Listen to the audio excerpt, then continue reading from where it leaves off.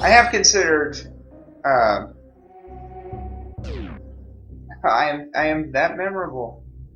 Oh wow! I'm glad that I am. I'm glad I was very memorable, and I'm glad I leave an impression.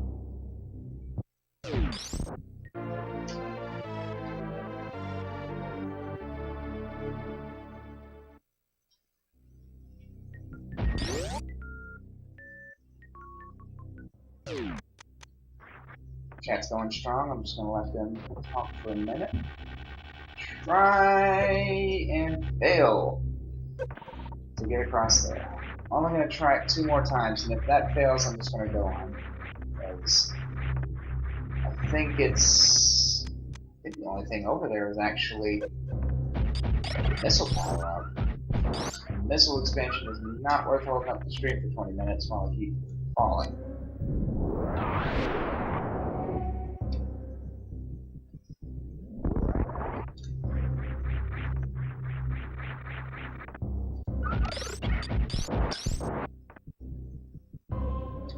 I am to be seen, not heard. Well, you know what? That works.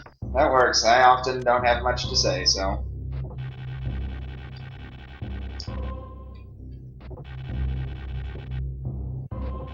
Alright. Why? No! I thought there was another one. Alright. Oh. I guess I can try that.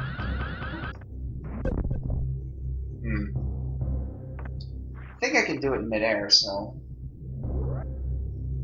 Well, no, I take that. Oh! Thank you very much! That was very useful. Ah, yes. No, that's not what I meant to do! Okay. Just gotta make my way back.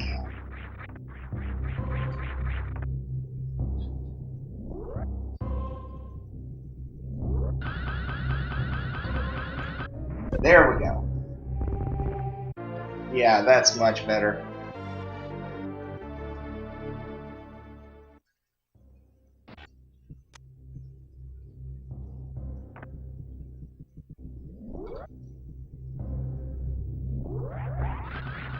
Flying leap.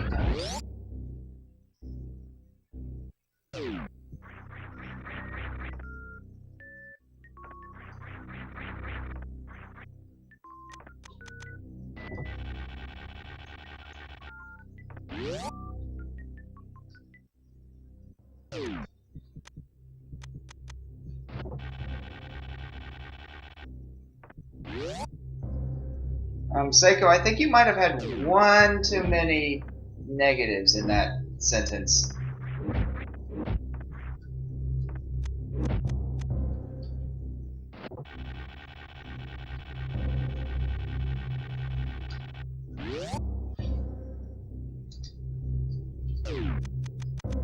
Alright, this is another good example of game design, because again, we just got the grapple beam, and it teaches us how to use it. Oh, they make Rousdower t-shirts? Oh, I may have to get a Rousdower t-shirt. Oh, that's awesome. That is still one of my favorite episodes of Mystery Science Theater 3000. Oh. Zap Rousdower. Oh, I'm definitely going to be clicking on that link later. For those who don't know, there was an episode of Mystery Science Theater 3000 later on in the series where they watched a Canadian adventure movie called The Final Sacrifice, and it's bad naturally, but oh my gosh, it's so funny. They had it. One of the stars of it, the character's name is Zap Rousdower. And they make fun of that throughout the episode. Because honestly, if you're coming up with names in a movie set ostensibly in reality, why on earth would you give someone the name Zap Rousdower? Such a silly sounding name. But I'll be doggone if it didn't make that episode hilarious. Well, that and the old old prospector jokes.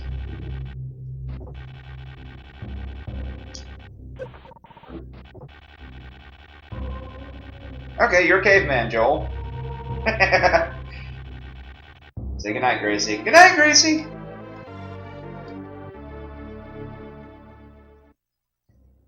Oh, that may even be too obscure for some of my college friends.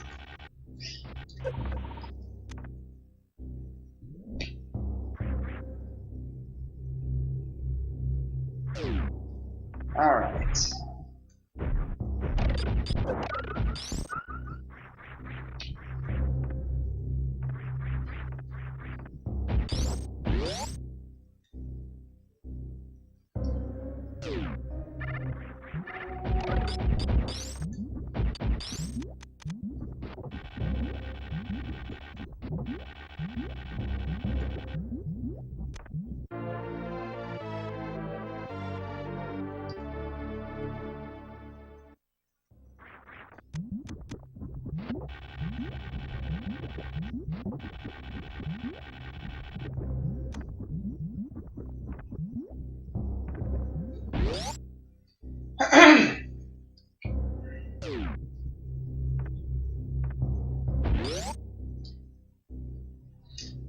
Actually, if I really wanted to be a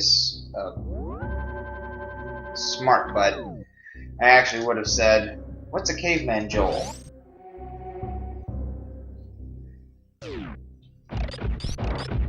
You know, being pedantic about the lack of commas because I used to be an English guy.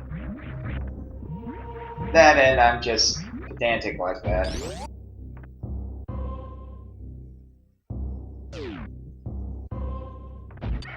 Oh wait, I need to go this way.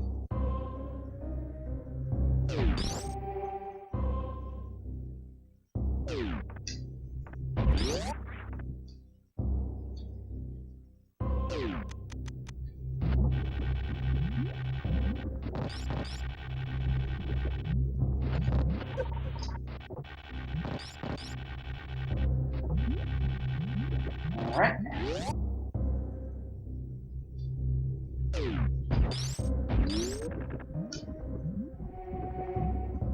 And another good thing about good level design is that it gives you the sense of freedom while at the same time guiding you towards a particular destination. Now, let's see, where am I?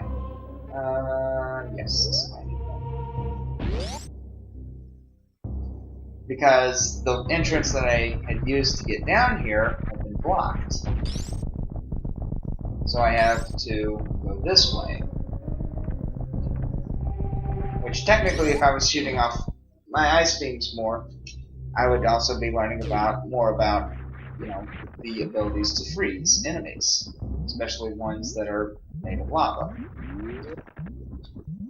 or acid. I don't know if this is supposed to. I guess this is supposed to be lava, since it's all hot. I guess the acid is later.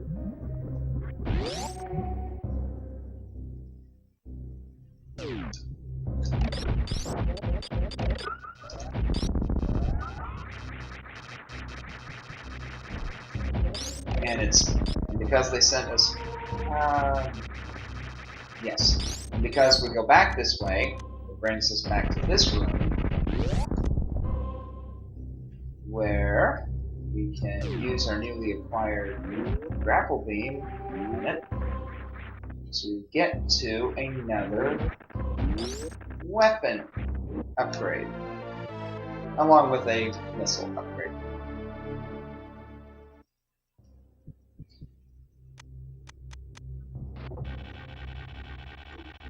If anybody's Somebody in the chat say something. I want to make certain that the chat hasn't frozen for me. The last thing I see is about the Rouse Tower level. I want to make certain that y'all aren't saying stuff and it's not showing up. Okay, never mind. There it goes. Well, that's true. Assuming I did sequence break and get it earlier. Yes, that is admittedly. But then again, if you're sequence breaking, then let's be honest, you don't need it to tell you how to play the game.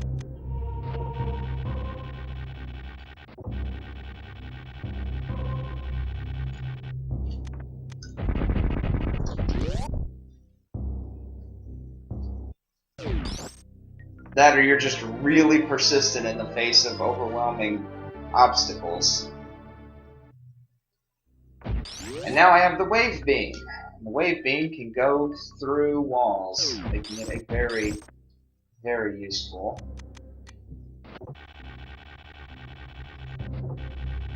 ability. And again, it doesn't say that, but if you go back this way, you're on the other side of the gate, and you realize now you can fire through the walls and activate the gate. So again, good design.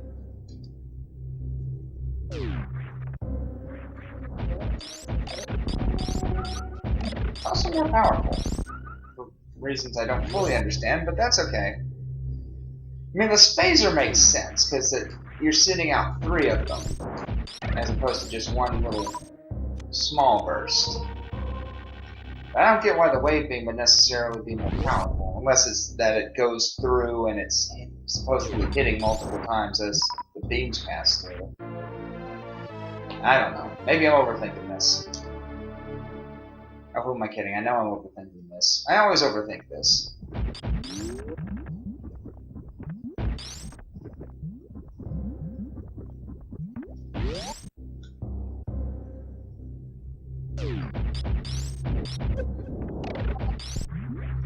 You tried to get the space jump immediately after landing on Town 4. That... Oh, yeah, I've heard about that. Yeah, if I ever play through Metroid Prime again, then I may have to try that. Since I have the original GameCube disc, I could give that a shot.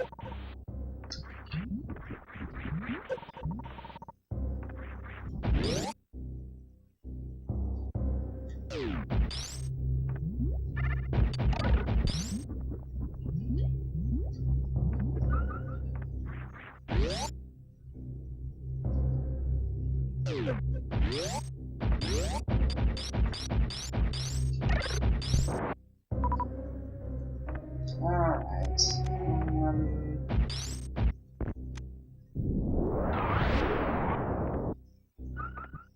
trying to think of where I should...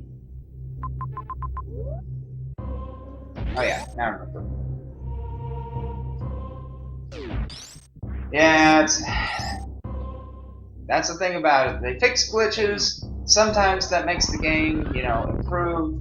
Sometimes it means that you can't do that fun thing that you used to do to break the game. Oh well. It's kind of like how that when they did Super Mario All-Stars, they fixed the exploit that would allow you to go to the Minus World.